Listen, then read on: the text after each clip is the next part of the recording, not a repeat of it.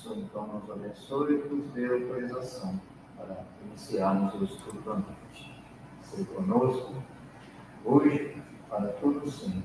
Que assim seja. Capítulo 5. Vamos começar hoje.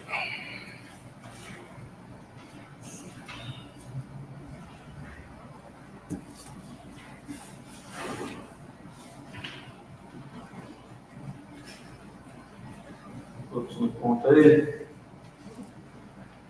Então, vamos lá. Lembrando só que o último capítulo foi o momento espiritual, que apareceu até onde ele estava no quarto, onde ele estava internado, fez o exame, realmente confirmou que a condição espiritual dele era suicida indireto, né? Que pelas escolhas que fez na vida, acabou danificando tanto o veículo físico que isso acabou levando à morte. Né? No primeiro momento, o André evitou, os filhos teve a morte, mas aí foi a fundo, mostrando que as causas da enfermidade estavam no estilo de vida, no modo dele levar a vida da forma que ele escolheu viver. Né? Com desregramentos, né? Na área sexual, vinculando o seu consumo de alcoólicos, né? Alimentação desequilibrada, desregrada, e a própria natureza dele de ser uma pessoa grosseira, hostil, né? Isso derrama na própria pessoa que emana esse comportamento. Primeiro, as toxinas que recebe é ele. Depois vai até atingir os outros, né? Se o outro estiver em uma situação de fragilidade. Se estiver bem também, não chega lá, né? Não atinge. Por isso que os espíritos sempre nos falam que quando o ser está equilibrado e pacificado, nada que vem de fora o atinge. Nada. Um exemplo que não seja de Jesus, né? Nós temos aí vários, mas um que se encaixa bem aí é o do Gandhi. E sofreu lá com os ingleses na Índia, né? E conseguiu articular toda a nação indiana para fazer um protesto sem nenhuma violência contra o domínio dos ingleses. Ele apanou, foi humilhado, foi preso, foi espancado, e depois que conseguiu a libertação, foram entrevistados se ele havia desculpado as pessoas que fizeram com ele. Ele falou que não. Aí ele não pode ter esse cabelo, não. Como não? Não, eu nunca nem me senti ofendido. Então, é o tipo exemplo da pessoa que está alinhada e é forte espiritualmente. O que vem de lá não atinge. Não atingir o golpe, né? O golpe físico, mas moralmente, espiritualmente, em termos energéticos, ela nada sente.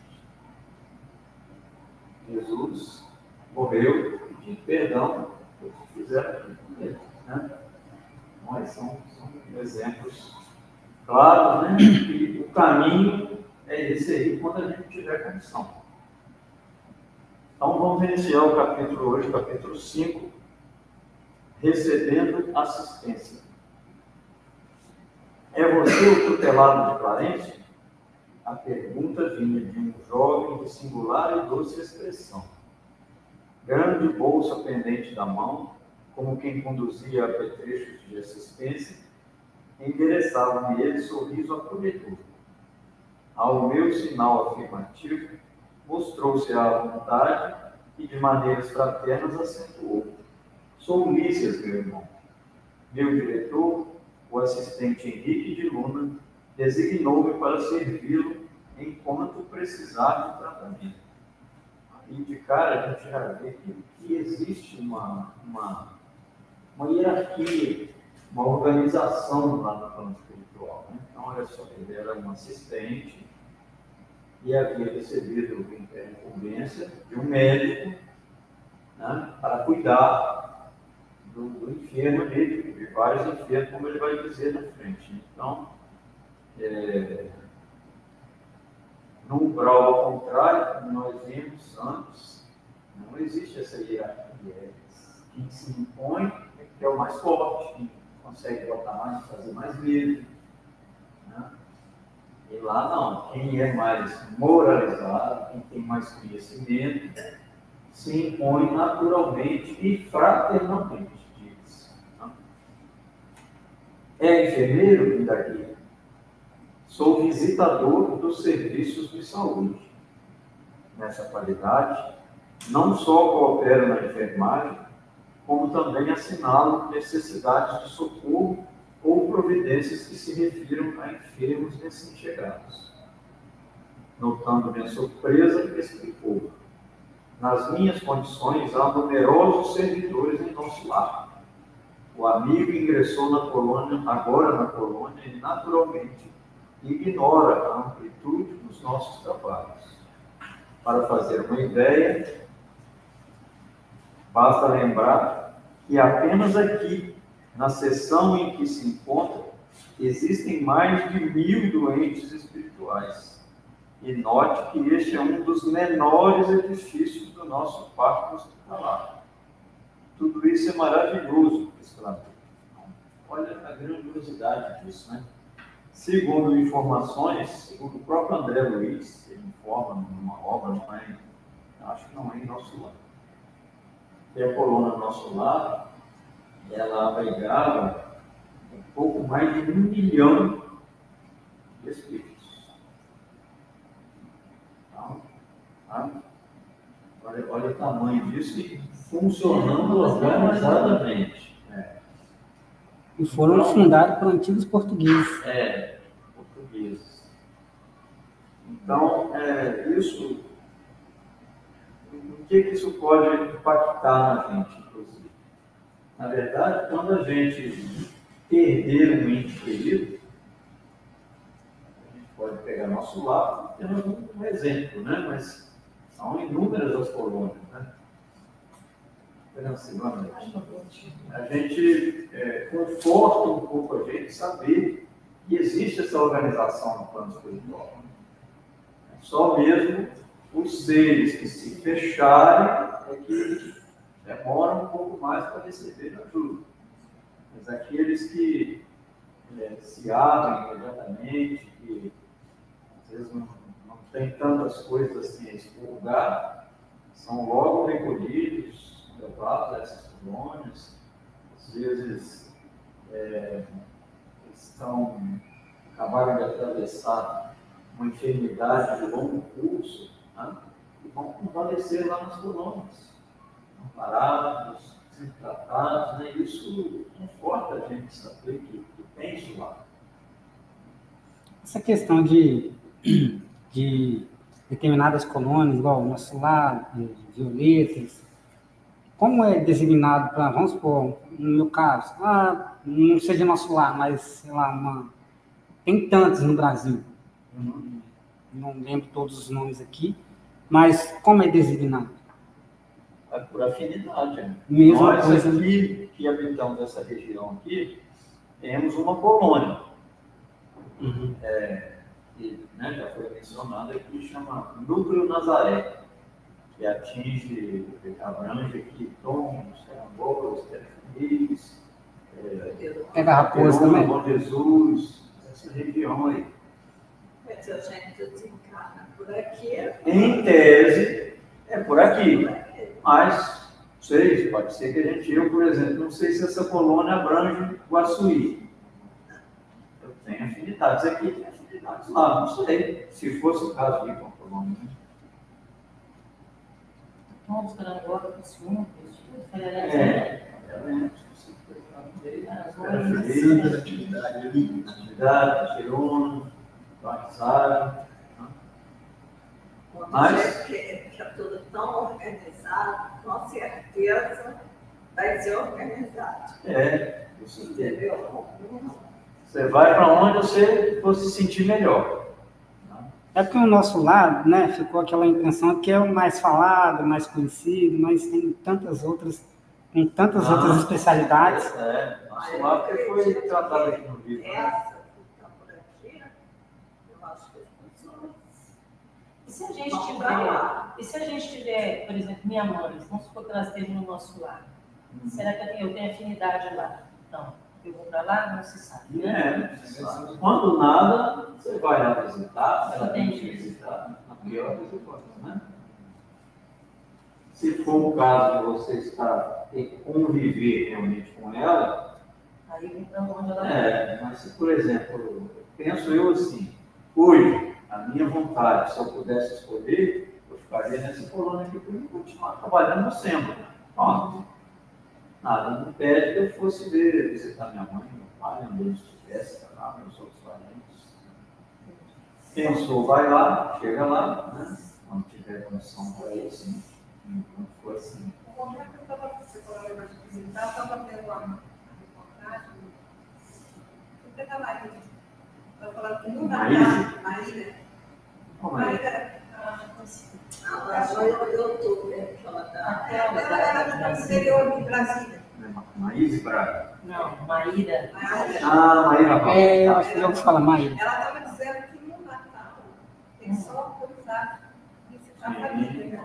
Do dia 24 até o dia 25. Eles têm autorização para mim. Eu vou falar que isso não tem essa, não se sabe dessa autorização. Sabe dessa autorização? Eu já ouvi falar, já perguntei. Eu vi esse sendo possível, e é a ocasião em que normalmente a família está reunida em torno de um objetivo nobre, de um evento nobre, eu acho que é justificável a autorização, se ele existe.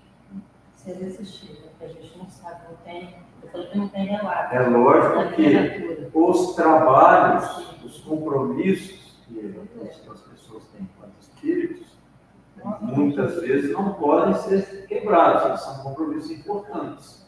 Mas é uma situação específica, né? Eu imagino que sim. Um caso especial, né? Um caso especial.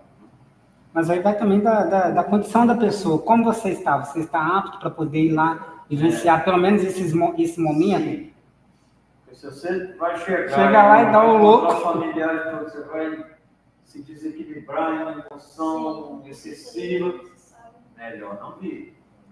Não, você está bem. Encarnados de novo. Isso aí. Eu vim aqui para bancar o louco, é melhor ficar lá. Eu perguntei, entendeu? E falaram que não tinha nada na literatura espírita em relação a isso. Ainda com relação à colônia espiritual, é uma coisa curiosa, que eu achei que não devesse existir lá, mas que existe e faz um certo sentido. Só não vou me recordar em qual obra que eu li isso. Foi no do Dr. Inácio,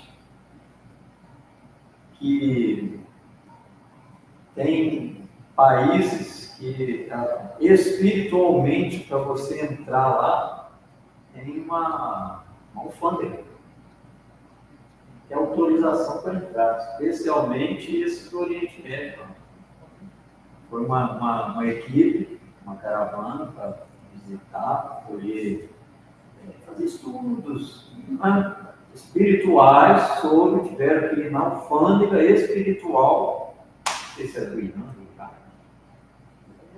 tiveram que passar na alfândega e justificar o que eles estavam a fazer, por quê.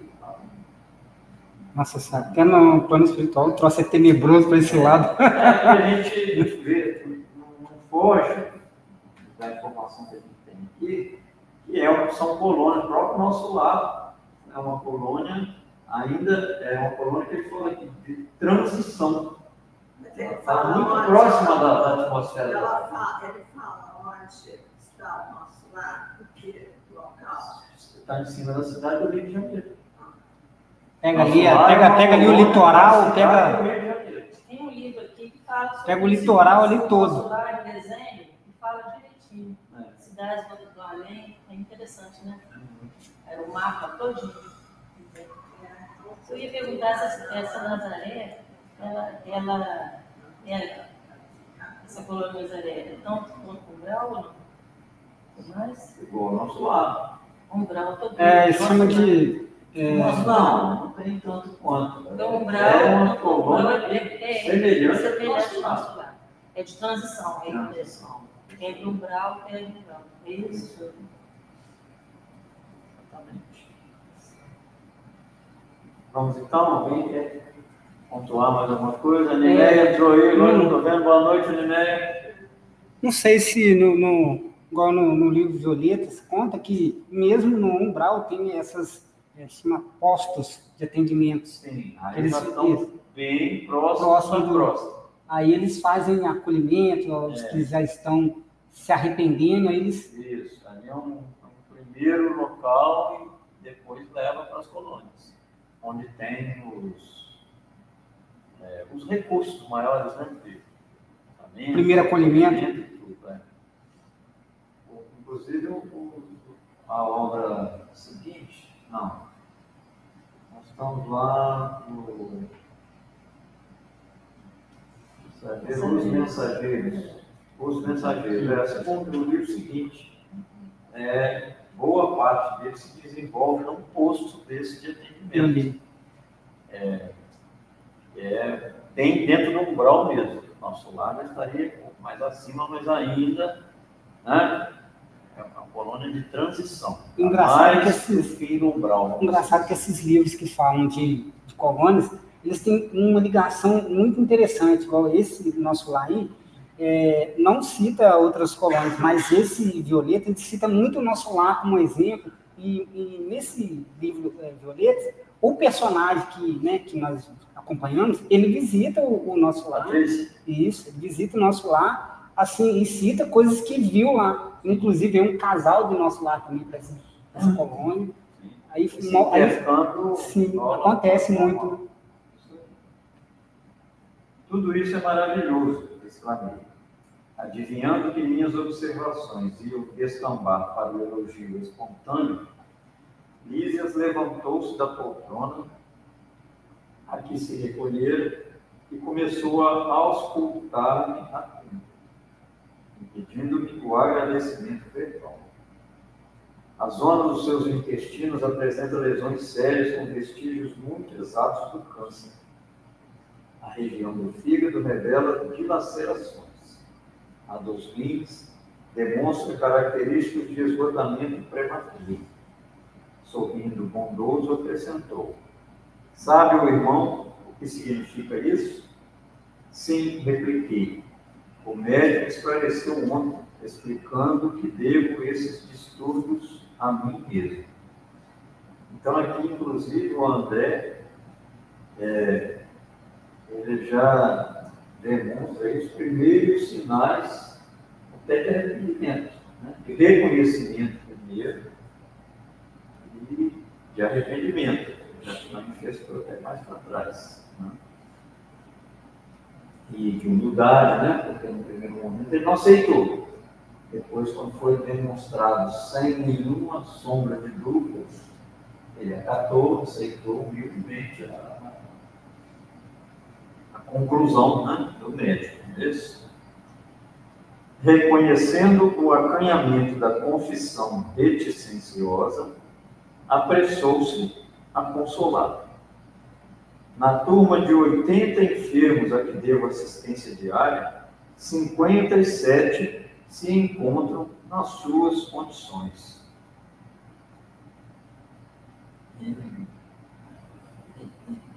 Olha só, primeiro, você é enfermeira, né? Você é técnica de enfermagem, é serviço fácil para um enfermeiro assumir diariamente a assistência a 80 enfermos? É muita coisa, né? Muita coisa, né? Olha só, então, isso já nos remete a uma outra situação. Trabalho. trabalho. Quem estiver querendo ir para o plano espiritual para descansar, esqueça. Né? Que é incompatível com a atividade espiritual, a não ser que você esteja impossibilitado pela condição espiritual para trabalhar. Você vai ser auxiliado. Preguiça lá não tem vez. É ligando, né? Falar assim, vai descansar. Descanse em paz.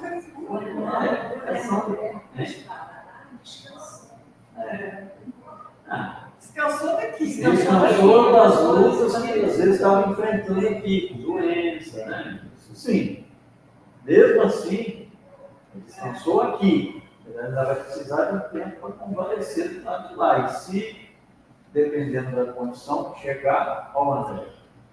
Ficou 8 anos agarrado, sentindo dificuldades lá, né? Mas Eu acho que o Moreira deve ter passado por isso, porque ele estava fumando demais. Ao mesmo tempo, tem uma parte genética que a mãe dele teve infarto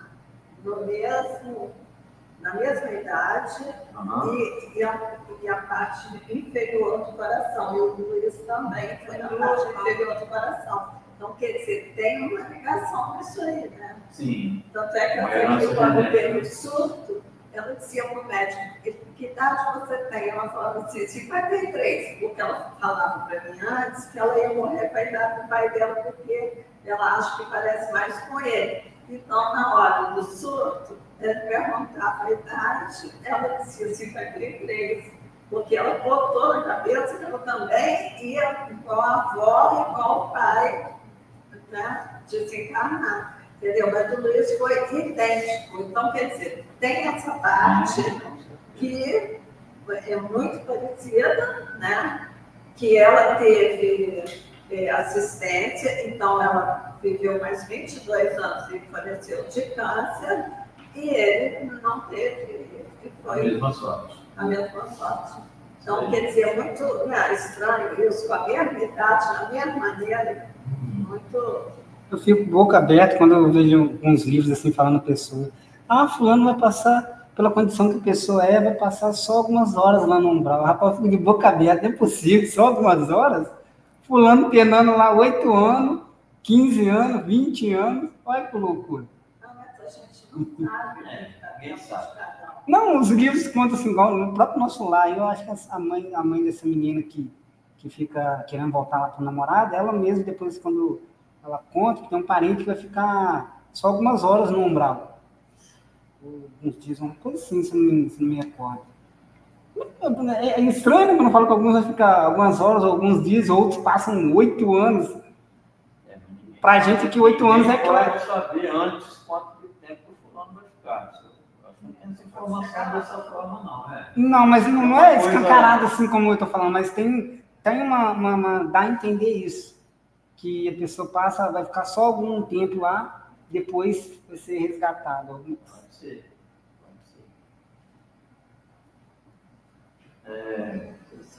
Vamos só esses números de novo, que são interessantes. Na turma de 80 enfermos que deu assistência diária, 57 se encontram nas suas condições, ou seja, chegaram lá como suicidas indiretos. Olha o tanto, isso em percentual aqui é quanto?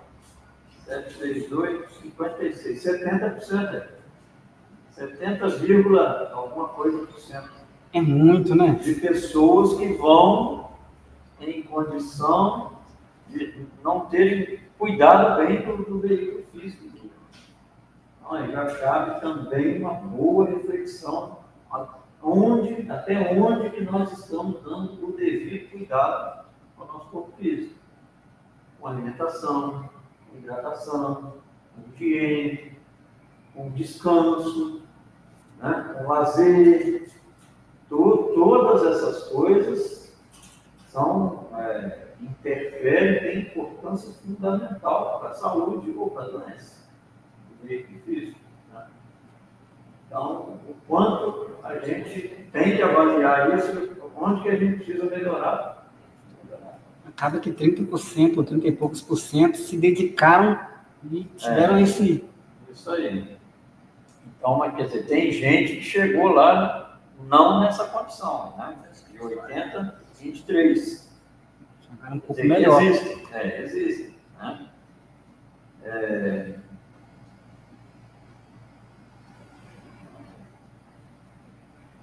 E talvez ignore que existem por aqui os mutilados. Já pensou nisso?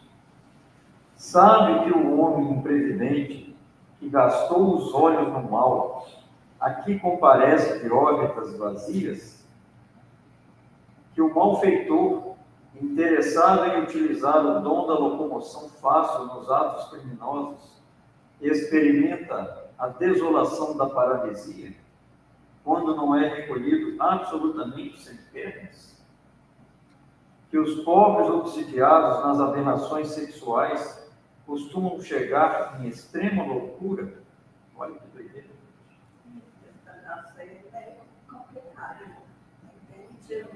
Não, é literal ele, né? Aquele que sabe que o homem imprevidente gastou os olhos no mal, que só via o mal, e via determinadas situações em cima daquilo, né? Praticar o mal. Dizendo para ele que tem pessoas em condições muito piores do que ele. Também, mas falando, dizendo que está falando que lá tem os mutilados, literalmente mutilados. Chegam sem os olhos, braço, perna. Né, quando fala que comparece com a de órbitas vazias, sem os olhos. Sem os olhos. Chega sem pernas, chegam na loucura e uma infinidade de coisas. Vão se submeter aos tratamentos lá para reconstituir isso. Mas é exatamente o que está dizendo aí. Né? É surpreendente, porém é coerente. Faz todo sentido. É porque o perispírito que está todo. Isso aí, exatamente. Tudo que acontece no corpo físico reflete no perispírito. Né? Aí, principalmente, quando ele chega com o sentimento de culpa, vamos lá, aí que é danado para ele se apresentar assim. Porque aquele que não tem o sentimento de culpa, ele não chega lá assim por quê? Ele não caiu em si. Ele vai continuar rodando por aí praticando os crimes, os mesmos que fazia aqui. Mas quando ele cai a ficha, que ele desencarnou, tudo que ele fez, principalmente se ele desenvolve esse sentimento de autopunição, que é, vamos dizer assim, uma agudização do sentimento de culpa, vai descambar para isso aqui. Porque o certo é o espírito chegar lá, identificar os erros, e se ele realmente se arrepender com sinceridade, e se dispuser a corrigir tudo, ele não vai passar por isso aqui. Mas olha só, o André, só para ele cair em si, cair um pouco do orgulho, elevado, a soberba, foram 8 anos. Então, dentro desse período, muitas e muitas coisas podem acontecer. Né? Aqui nós estamos vendo, na verdade, um exemplo crasso de aplicação aqui da lei de causa e efeito. Purim. Num extremo, é lógico, mas é a lei de causa e efeito. Porque o ser vai pensando que ele é o último dos últimos, quando ele se toca, cai a ficha, e aí ele mesmo vai provocar nele essa modificação aqui. Depois, a deformação, né? Essa deformação. Os mentores vão devagar, aplicando passos, conversando, e aos poucos vão se reconstituindo. E mesmo que reconstitua o órgão lá no corpo, no perispírito, pode ser que, quando reencarnar, venha com problema naquele órgão. Vou dizer que talvez venha sem órgão, mas com problema. Então, essa turminha igual nós aqui, Por que tem gente que não precisa de óculos? E nós precisamos? Nós talvez não fizemos ao ponto de comparecer lá sem as óculos. Mas algo nós precisamos de nossos olhos, nós usamos mal. Diga, os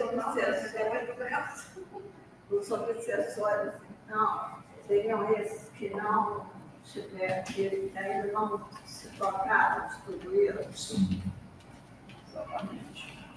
Aí, como eles ficam por aí, encontram a sintonia e vem. Isso aí. Um dia, mais à frente, eles vão passar pelo mesmo processo de tocar, de aceitarem. Alguns vão aceitar por lá, por entendimento, outros são ajudados, são levados a isso nas mesas mediúnicas. Alguns demoram, nós temos o exemplo lá está na sequência lá no Libertação, do personagem principal lá. 700 anos ele ficou, da última encarnação dele, até ser resgatado lá nas trevas, uma região muito inferior, pela mãe. A mãe monitorava ele todos os dias, por 700 anos. Até que um dia ela captou lá no plano onde ela estava uma modificação na energia dele. Ela foi conferir e notou que era um tédio com aquela situação que ele estava vivendo. Ele era o chefe de uma grande, quase de uma cidade nas trevas. E aí ela chamou uma equipe e desceram, vieram preparados no livro com isso tudo. Com muito cuidado eles vieram, porque é uma operação mais arriscada, e conseguiram resgatá-lo. Então, chegou o momento dele nesse instante. O que aconteceria com o perispírito dele depois, o livro não narra. Mas aí é outro problema. Né? E os enormes débitos que ele carregou, talvez ele precisasse de várias encarnações para reconquistar, talvez, uma condição de uma certa normalidade. Aquela situação que o João coloca que o espírito implora para encarnar, para tirar aquela perturbação um pouco, né? É muito intensa a cobrança da mente, né? Com certeza.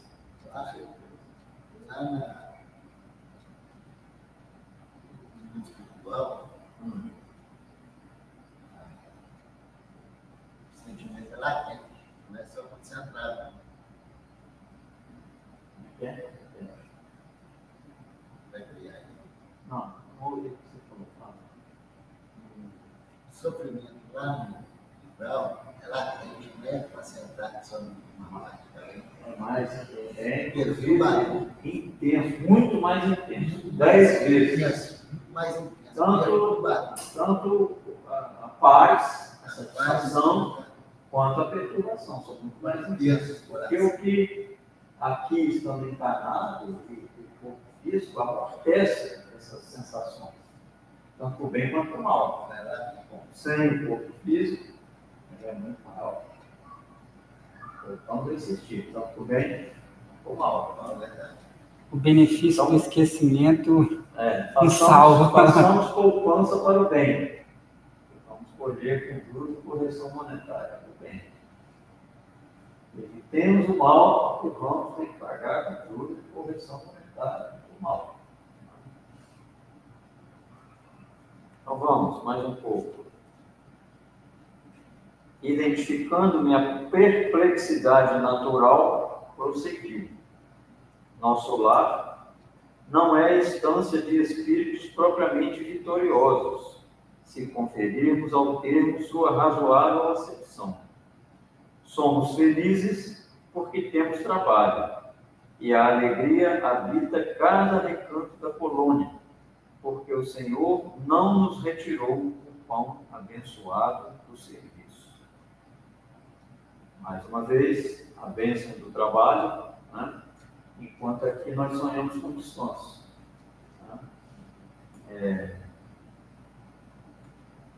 trabalho, fica claro em várias ocasiões, em várias passagens, em várias informações que nos chegam da espiritualidade, aqui mais um, que a única forma da gente crescer, da gente evoluir, da gente conquistar o que a gente quer, felicidade, paz, alegria, o que a gente quer, é com trabalho.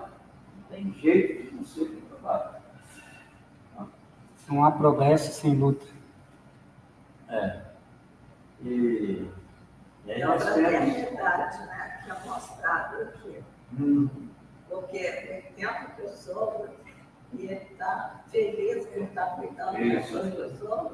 Essa atividade Às vezes a gente faz uma coisinha para o outro lado. Tá logo mostrando tudo. E aqui nós temos, às vezes, pessoas que comentam assim, não vou trabalhar na casa espírita mais não. Não dizendo que casa espírita, porque o verdadeiro trabalho que a gente tem que fazer, o principal nem é o trabalho, por exemplo, na casa espírita. Aqui é um modo de auxiliar a gente a chegar lá onde a gente precisa.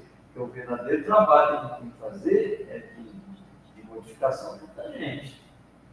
De aprendermos a perdoar os outros, a entender as dificuldades dos outros, a sermos fraternos, a auxiliar os outros nas necessidades, sejam materiais ou espirituais, né? A dividir com o outro. Esse é o trabalho, né? Um trabalho que ninguém precisa ficar sabendo, né? A gente com a gente. Né? Porque você saber se calar, por exemplo, diante de uma ofensa, você não dá uma má resposta e tal, quanto é difícil isso? Quanto que é difícil? Aí você está lutando contra coisas que estão aqui dentro, que são orgulho, que querem que você revide, que você saia vencedor. Né? E esse é o trabalho que a gente tem que fazer, buscar o tempo inteiro. Então, por trabalhar na casa espírita, qual que é a vantagem? É de nos colocar mais em sintonia, recebendo essas informações, né, em sintonia com a espiritualidade, que nós vamos dizer assim, nos associando, trocando, permutando energias positivas mais constantemente. Isso vai nos ajudando a tomarmos essas medidas que nós precisamos tomar. Mas o verdadeiro trabalho que a gente tem que fazer é esse dentro da gente. Não precisa da casa espírita para isso. O livro do Evangelho segundo o Espiritismo, ele é uma coisa assim, maravilhosa. Todo domingo a gente faz o Evangelho com ele. Cada vez eu aprendo uma coisinha da minha vida. Não tem como você abrir e falar assim, isso eu já faço, não sei o quê. Não, você sempre descobre uma coisinha que você não faz. É sempre como se fosse a primeira vez. Impressionante. Isso aí. E esse aprendizado, no meu caso aqui, é a casa espírita, porque eu comecei com o estudo do Evangelho, segundo o Espiritismo. Aí veio a pandemia, nossa, a caridade para mim é uma coisa tão diferente, sabe? Depois que eu aprendi sobre caridade, eu falei, gente, quanta coisa que eu posso fazer. Pode fazer. Entendeu? Olha como é que Deus é bom. Todos podem fazer caridade. Não tem ninguém que não possa fazer caridade. Agora, a caridade material, tem gente que não pode fazer. Mas a caridade, na sua acepção mais ampla, está aberta. Todos podem, todos devem fazer. Então, aqui está caindo por terra uma concepção antiga que a gente tem, que nós já não temos mais como espíritas, né? Mas que muitos ainda nutrem, que é essa ideia do céu. Você vai estar lá descansando num gramado, Tocando ar, tocando hinos, né? Brincando com leão, com serpente. Nada disso. Ou então se queimando no inferno. Ou se queimando no caldeirão lá o tempo inteiro. Né? Chega até sentir o fogo. Mas é também um dia de lazer também. Sempre. Mas, na verdade, o que preenche o espírito é o trabalho. Você se sente lá, segundo as informações, bem com o trabalho. Que dá satisfação. Se sente mal com o ócio. O lazer está dentro disso aí, faz parte. Roberto, em relação ao obsessor, do obsessor, ele pode passar para uma possessão. Possessão, esse termo não é mais usado. É subjugação. Tá, no caso de É subjugação. uma forma mais grave, né? Sim. Aí, vamos supor que, tipo assim, eu sei que para um obsessor aproximar, a gente tem que dar brecha. Sim. Mas e quando você dá essa brecha, até porque às vezes a pessoa nem acredita muito no que está acontecendo e tem essa negócio da crença ainda, será que eu estou doido, será que eu não estou? E, tipo assim, quando chega nesse ponto maior da subjugação, porque tem obsessor que não quer ir embora. E quando a pessoa quer, mas ele não quer? A pessoa quer o quê? A pessoa quer esperar ele, mas ele não quer de jeito nenhum. Não, isso aí não existe. Não tem jeito. Se ela quer e ela toma as medidas condizentes com o querer, ele é afastado. Senão onde ficaria o livre-arbítrio? Não é só querer, eu quero, mas você para querer você precisa fazer isso. Isso eu não quero fazer. Então, Ele continua. você não quer. Entendeu? Ele te apresenta os meios de você romper os contatos. Mas só você pode romper os contatos. Só que quando chega no estágio de subjugação, normalmente você já não consegue fazer isso sozinho. Você consegue fazer isso no primeiro estágio, na obsessão simples. Praticamente todos nós temos obsessão simples, todos nós temos acompanhantes. Mas tem esse obsessor mais, no caso, seria mais bravo, no caso, assim, ele mais agressivo de não querer abandonar, de não querer largar aquilo ali. Não querer abandonar mesmo. A regra é a mesma. É você que determina se ele vai ficar do seu lado ou não. Sempre. Em algum momento isso está na sua mão. De um momento para frente isso sai da sua mão, você precisa da ajuda de terceiros. Mas tem também um detalhe. Pois é. Só vai perceber quem for espírita. Porque uma pessoa que não é espírita, ela não vai saber que ela está com o obsessor. Sim. Porque ela vai agir achando que é dela, que aquilo é normal. É uma doença, Que ela vai para outros meios, de repente. esquizofrenia, né? Vai até para outros meios, né? Eu acredito, assim, vai para um psiquiatra, alguma coisa assim, pode não se sentir bem em alguns momentos e tudo, pode sentir uma perturbação. Mas se ela não tiver conhecimento espírita, ela não vai chegar a essa conclusão de que é um obsessor. Ela nem sabe o que é obsessor. Gente, existem milhares de pessoas assim, que convivem com a gente no dia a dia. Normalmente, cujo fim costuma ser as casas de internação, os sanatórios, então, às vezes tanto medicação, e aquilo vai indo que lesa até o Nós temos pessoas que só pensam em dinheiro, essas coisas, mas não subsidiárias. Ele fez tudo, se exame, tudo, não deu nada, ela não deu nada. Ela sabe, ele veio aqui, ela deu também, tá? foi detectado. Roberto, deixa eu contar uma coisa que aconteceu comigo aqui. Eu vindo para casa, o dia foi péssimo. Eu vim para ectoplasmia, na hora que eu cheguei aqui não tinha chegado só o Matheus. Falei, Matheus, não sei se eu era para estar aqui, porque eu estou com uma sensação horrorosa aí. Eu tenho quase certeza que tem um amiguinho na minha companhia. Eu vou para casa. O Matheus falou, não, você vai ficar aqui, você vai esperar o João, o Roberto, quem chegar, para nós fazer uma psicoscopia aqui. Dito e feito. Assim, a gente segue, a risca, o máximo possível da doutrina espírita. É visível, assim, visível a percepção. Mas porque você tem... Não, mas isso aí Uma pessoa que não tem, ela não vai se enxergar dessa maneira. Tem mais dificuldade. Tem verdade. Vai ela acha que é normal, entendeu? A pessoa que, por exemplo, é ávida por dinheiro, que a vida dela é só pensar em dinheiro, dinheiro, dinheiro, dinheiro, não ajuda ninguém, não pensa em ninguém, não sei o quê. Com certeza tem alguma coisa com ela, entendeu? Levando ela a isso. Só que a pessoa pode até rezar, mas ela não sabe.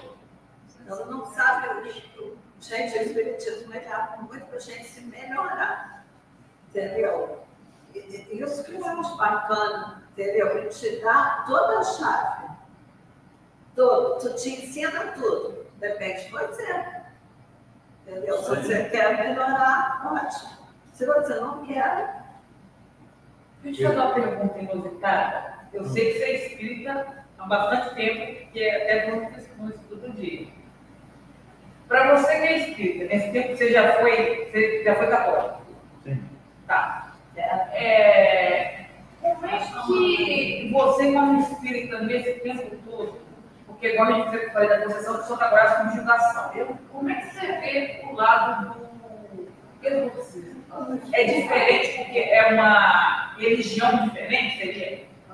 Porque cada um tem uma fé. Sim. Mas você vê isso como? Eu vejo isso como?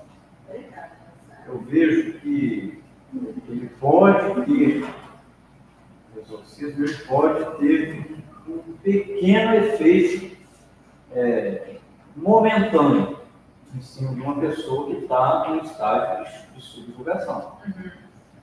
O exorcismo é só para quem está lá, né? Mas se a pessoa que foi beneficiária do exorcismo, se ela não se modifica, mesmo que aquele espírito que foi retirado dali teria que ser um exorcismo de um padre. Se um padre altamente moralizado para ele ter autoridade sobre aquele espírito e determinar que ele saia. Mas a energia moral do padre tem essa capacidade. Sim, né? Seguindo rituais, esqueça. Ter energia moral. Tirou. Se a pessoa não se modifica, outro ou volta aquele ou vem outro. Isso é pior, né? Ou mesmo se afasta, espera a oportunidade e volta. Eu já vi, eu estou muito curiosa, eu fico vendo essa. Tipo assim, e teve um cara que eu falava do pai, que ele foi tentar fazer. Só que quando ele chegou diante desse espírito, que ele foi expulsar ele e tal, ele levantou e falou assim: você não tem moral nenhuma para poder me expulsar daqui. A sua palavra para mim é em vão. Isso aí, pode ser isso. E ele não saiu, tipo assim, eles levaram muito tempo até achar uma pessoa que conseguia, porque ele simplesmente ignorizou o padre, falou tudo que o padre, e tirou a capacidade, falou assim: a mim você não move nada, a sua palavra é em vão, você não conhece nem a palavra de Deus que você está tentando espalhar em cima de mim. Então aqui a gente faz exorcismo também. Não, aqui a gente faz exorcismo também, mas é a longo prazo. Identifica, passa a receita de conduta e a própria pessoa vai se tratar. A equipe sustenta com preces, com orações, né? Pode trazer o obsessor na mesa para conversar, tentar convencê-lo que aquilo não é bom nem para ele nem para o outro. Alguns concordam e se afastam, outros não, eu vou ficar lá, não vai ficar lá. Aí volta naquela situação. O outro obsidiado é que vai ter que fazer o trabalho. Não existe mágica, não. Tem como ter mágica. Esse surto, claramente, deu para eu perceber que tinha alguma coisa diferente, espiritual. Porque ela veio durante, assim, alguns meses, mudando significativamente, entendeu? Eu percebia que eu estava perdendo ela, sabe? Que não era ela. Cadê a minha filha? Eu não conseguia enxergar isso, entendeu? Assim, eu não conseguia compreender, entendeu? Até que o troço durou. E Você veio, não é de um minuto para o outro, veio. Eu tive intuição lá no hospital que não passe nela. Eu dei, e ó, só Deus sabe o mal que eu passei. Então, quer dizer, conseguir, de repente, você até usar para fazer esse bem. Sim. Mas você tem que aceitar. Isso aí. Você tem que aceitar. Quem faz a prece para a gente encerrar? Em nome dele. Não sei, fala aí quem vai fazer a prece. Liliana. Paramos no parágrafo aí de aproveitando a pausa mais longa. Você não é.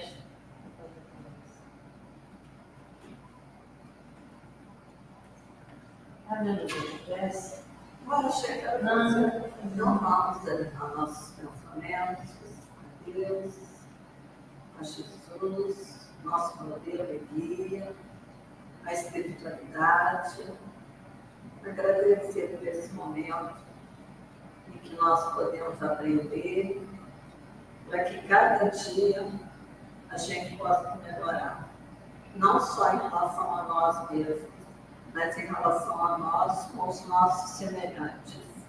Não só olhar só para dentro da gente, mas também olhar para os nossos irmãos, o que a gente pode fazer por eles. Enfim, como esse estudo nos orienta, nos tira dúvidas, para que a gente possa ter dentro de nós um entendimento maior, poder compreender essa parte espiritual, que a gente só pensa muito na parte material, mas que a gente possa pensar uma hora que a gente está aqui, que a gente possa olhar para a nossa parte espiritual com muito carinho, com muito respeito. E assim, pedimos para terminar o nosso estudo e agradecer. Senhor, fique conosco hoje e sempre. Que assim seja, graças a Deus.